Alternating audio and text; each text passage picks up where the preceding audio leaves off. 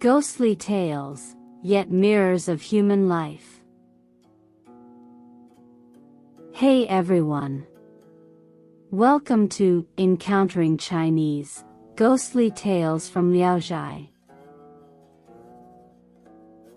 Today, I'm going to tell you two short stories. The first story is titled, Rain of Copper Coins. In Binzhou, there was a scholar who often immersed himself in his study. One day, while the scholar was reading, he suddenly heard a knock on the door. Upon opening the door, he found an elderly man with white hair, whose appearance and demeanor were ancient and extraordinary. The scholar welcomed the old man into his home and inquired about his name. The old man introduced himself, saying, "I am called Hu Yangzhen, but in truth, I am a fox immortal.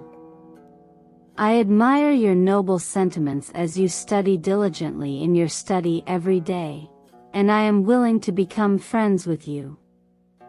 The scholar, who had always been broad-minded, saw nothing unusual in it and engaged in discussions of ancient and modern times with the old man. The old man possessed extensive knowledge, spoke eloquently, and his discussions were remarkable.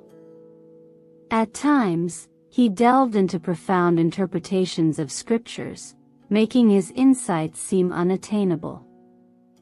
The scholar grew even more respectful of the old man and allowed him to stay in the study for a long time.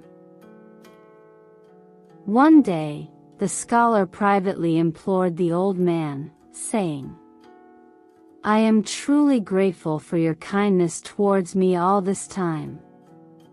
However, you see how impoverished I am now, and with just a simple spell, you could obtain a great deal of money. Why can't you perform a spell for me to help me out a little?" The old man fell silent upon hearing this, seeming quite disapproving. After some thought, the old man smiled and said, "Indeed, this matter is not difficult. It just requires you to provide a dozen or so copper coins as capital." The scholar was overjoyed upon hearing this and immediately handed over a dozen or so copper coins to the old man. Subsequently, the old man led the scholar into a secret chamber. He chanted an incantation, performed a ritual, and before long, millions of copper coins came pouring down from the rafters with a clinking sound, like a torrential rain. In the blink of an eye, the copper coins rose past the knees, and as soon as the scholar lifted his foot to stand on the coins, they quickly submerged past the ankles. Within moments, the room, measuring about 10 square meters, was filled with a thick layer of copper coins, about 3 to 4 feet deep. The old man then glanced at the scholar and asked, "Are you satisfied now?" The scholar was ecstatic and exclaimed to the old man, "It's enough, more than enough." The old man waved his hand, and immediately, the cascade of copper coins ceased. Then, he locked the door with the scholar and left the room. The scholar was initially thrilled and believed himself to have become rich as a result. However, when he went to the secret chamber to retrieve the money to spend, he discovered that all the money in the room had disappeared without a trace, leaving only the dozen or so copper coins he had originally taken out scattered on the floor. Disappointed and infuriated, the scholar stormed off to find the old man, accusing him of deceiving him.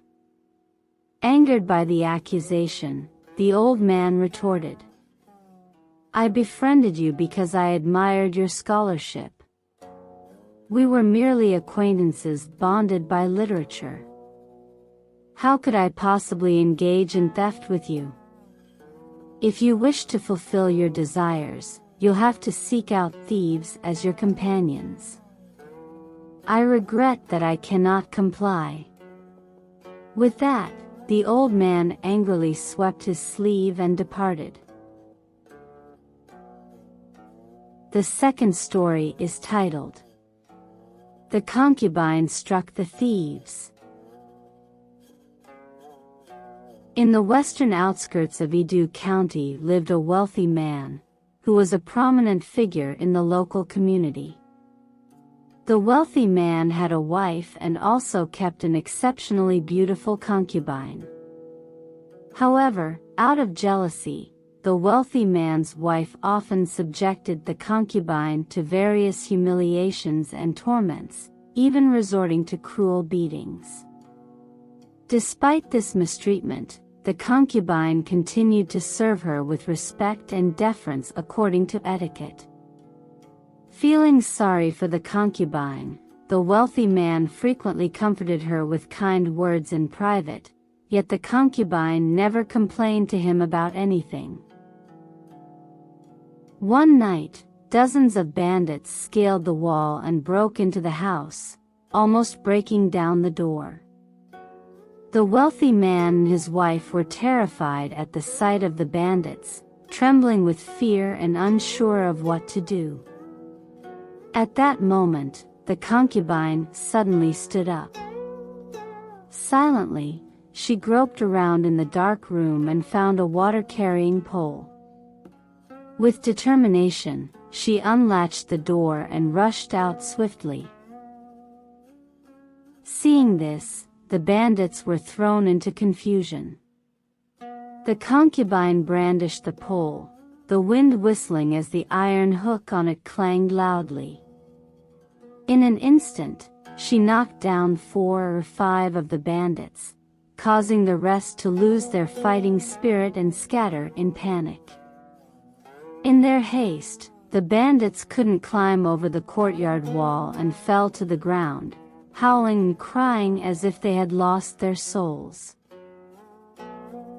The concubine planted the pole firmly on the ground, contemptuously watching them. She laughed and said, "You cowardly bunch, not even worth my effort. You dare to be bandits, but you're nothing but amateurs. I won't kill you, killing you would just dirty my hands." In the end, the concubine let all the thieves go free. The wealthy man was astonished at the sight. He asked the concubine, "How did you acquire such skill?" The concubine then revealed her situation to the wealthy man. It turned out that her father was once a master of martial arts, and she had learned martial arts from him since childhood. She had mastered all her father's skills, so even repelling 100 thieves was not difficult for her. The wealthy man's wife was terrified by the incident, but at the same time, she regretted her mistreatment of the concubine all along. From then on, the wealthy man's wife changed her attitude and treated the concubine kindly. Meanwhile, the concubine continued to serve the wealthy man's wife respectfully as before. Some women in the neighborhood secretly asked the concubine, "You repelled the bandits like driving away pigs and dogs. Why do you still submit to the wealthy man's wife and endure her beatings?" The concubine replied, "I am a concubine, and I must face my identity and do what is expected of me. How could I dare to say otherwise?" Upon hearing this, people admired the concubine even more for her virtue. At the end of the story, the author provides the following commentary. The concubine possessed extraordinary skills, yet no one in the wealthy man's household knew about them until she repelled the bandits.